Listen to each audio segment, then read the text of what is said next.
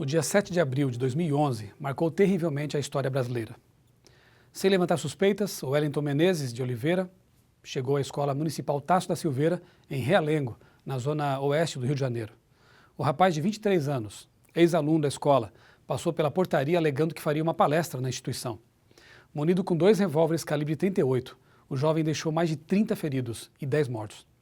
O massacre só não foi pior, mais drástico, devido à intervenção do sargento Márcio Alves da Polícia Militar. Wellington foi baleado e, na impossibilidade de prosseguir com seus planos, ele cometeu suicídio. O mal invadiu as salas de aula. Infelizmente, também o vemos nas ruas, nos lares e em toda parte. E não somente na forma de impulso assassino. O que dizer da corrupção política e da crescente onda de pornografia e pedofilia, colocando em risco crianças, adolescentes e adultos? Enfim, como explicar a existência e a presença do mal no mundo? A definição mais lógica é a de que o mal é algo contrário ao bem. No entanto, mesmo a lógica tradicional se vê insuficiente em face da forma de se encarar a verdade do mundo pós-moderno. Conforme já vimos, a ética do século XXI admite várias verdades, eleitas pelo indivíduo e legitimadas pela comunidade. Some-se a isso o fato de que o avanço tecnológico criou um clima de otimismo, capaz de invalidar ou reduzir a presença do mal no mundo. Muitos acreditam que o progresso material chegará ao ponto de banir a desordem, a criminalidade e aumentar simultaneamente o nível de satisfação com os propósitos pessoais. Entretanto, vemos que muitos dos acontecimentos atuais desmentem esse otimismo. Voltemos à pergunta inicial: de onde surgiu o mal? Para muitos, rastrear a origem do mal é uma tarefa impossível. Mas isso não significa que o mal não seja real. O problema é determinar a origem dessa realidade. Devido ao abandono de referenciais absolutos, o objetivo da própria busca se perdeu. Ninguém se preocupa mais em buscar a explicação para algo que parece depender somente do critério de cada um. Entretanto, reflita no seguinte: se a Bíblia for realmente uma fonte de verdade absoluta, revelada pelo próprio Deus, e já consideramos boas evidências de que ela seja exatamente isso, então ela terá respostas apropriadas para a questão sobre a origem do mal. O mal que identificamos como presente na natureza humana e no mundo em geral, recebe nas Escrituras o nome de pecado.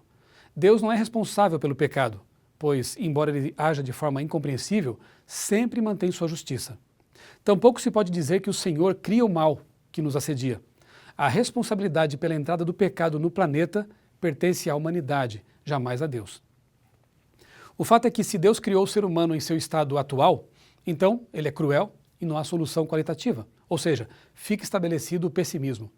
Entretanto, biblicamente falando, existe um desvio, uma descontinuidade moral que tornou o homem criado por Deus um ser anormal. A partir do pecado inicial, toda a humanidade está sob a mesma condição. Sozinho, nenhum de nós é capaz de precisão em julgamentos morais, nem quando se trata de avaliar nossa própria conduta, e é justamente a inversão moral que Deus odeia. Simultaneamente, sozinhos somos incapazes de fazer o que é certo. Todos somos pecadores.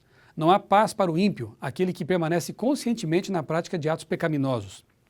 Por que Deus não evitou o surgimento do mal, se ele sabe todas as coisas? Ele não merece ser responsabilizado por omissão? Pense no seguinte exemplo. Se o professor, ao aplicar uma prova, uma avaliação, percebe que o aluno usa uma cola, de quem é a culpa? Do aluno, é claro. O professor é apenas um observador, um espectador. E se fosse possível ao professor, com 2 dias de antecedência, visualizar o aluno colando, a culpa continuaria sendo do aluno? Certamente que sim. O professor permaneceria um observador. Apesar da mudança em relação entre a ação do observador e o tempo de ação praticada, simultânea na primeira situação e previdente na segunda. De forma semelhante, a onisciência de Deus, que implica em seu conhecimento prévio das escolhas morais de suas criaturas, não determina as decisões delas, nem o torna responsável pelas escolhas que fazem.